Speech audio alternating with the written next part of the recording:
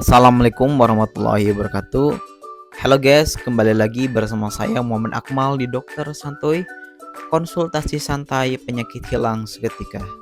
Puji syukur alhamdulillah, saya hari ini ada waktu luang bisa menyempatkan untuk membuat konten untuk memberikan edukasi kepada rekan-rekan semuanya di sini. Tentunya solusi penyembuhan katup mani bocor.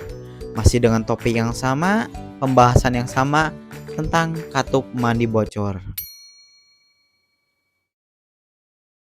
Secara definisi, katup mandi bocor itu adalah kondisi terjadinya kebocoran di area katup mani. Jadi si katup ini tidak bisa menutup dan membuka di waktu yang tepat. Jadi ketika kita katakanlah tanpa disadari, ketika setelah BAK atau BAB ngejen itu keluar air mani atau mazi atau cairan bening, karena si katup mani itu tidak bisa membuka dan menutup di waktu yang tepat gitu. Sehingga kalau kita penderita katup mani bocor itu akan rentan keluar air mani, air mazi atau cairan bening yang keluarnya itu tidak disadari kayak gitu. Penyebabnya itu ada banyak. Cuman yang paling utama, yang paling kebanyakan orang kena gitu, itu sebenarnya hanya satu, itu karena dia sering masturbasi atau onani.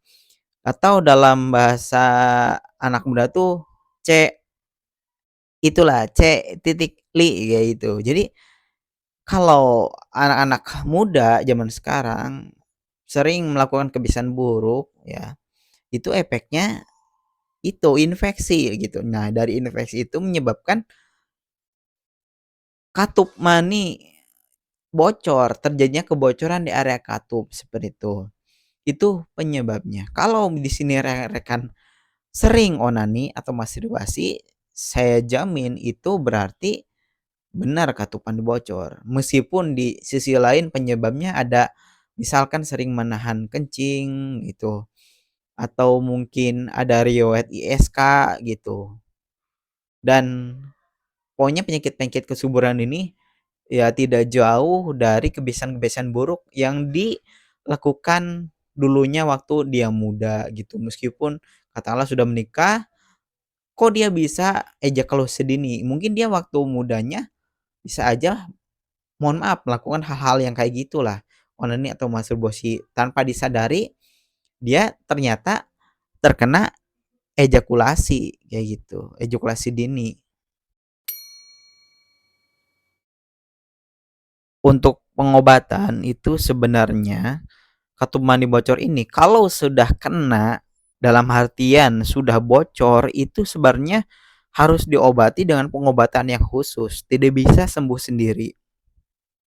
Karena yang namanya katup mani bocor kan itu ada infeksi dan infeksinya itu harus dihilangkan kayak gitu. Jadi jangan sampai beranggapan ini bisa sembuh sendiri, ini bisa hilang sendiri.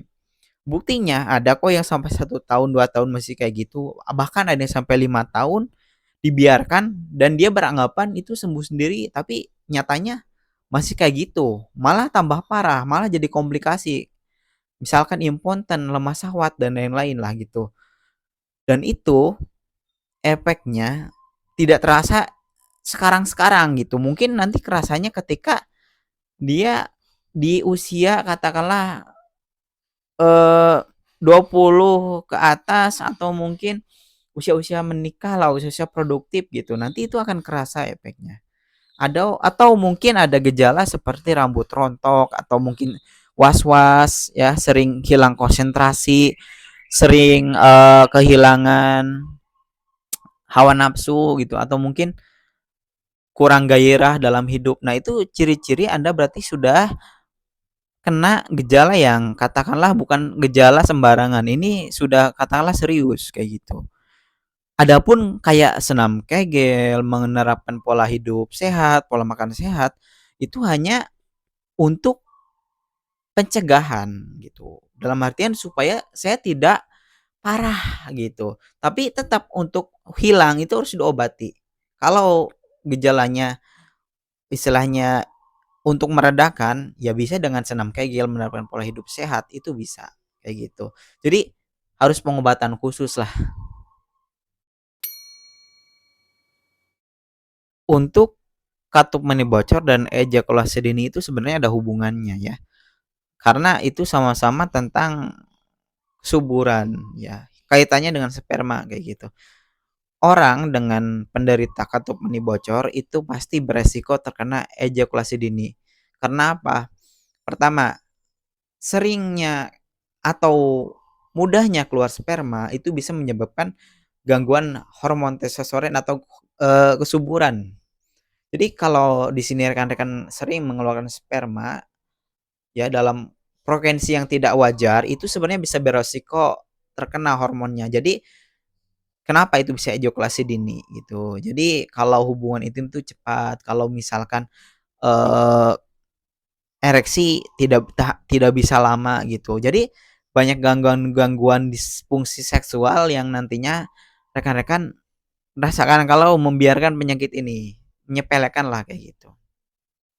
Nah, rekan-rekan yang mau konsultasi boleh saya layani, tapi ya mohon bersabar antri karena banyak gitu kan.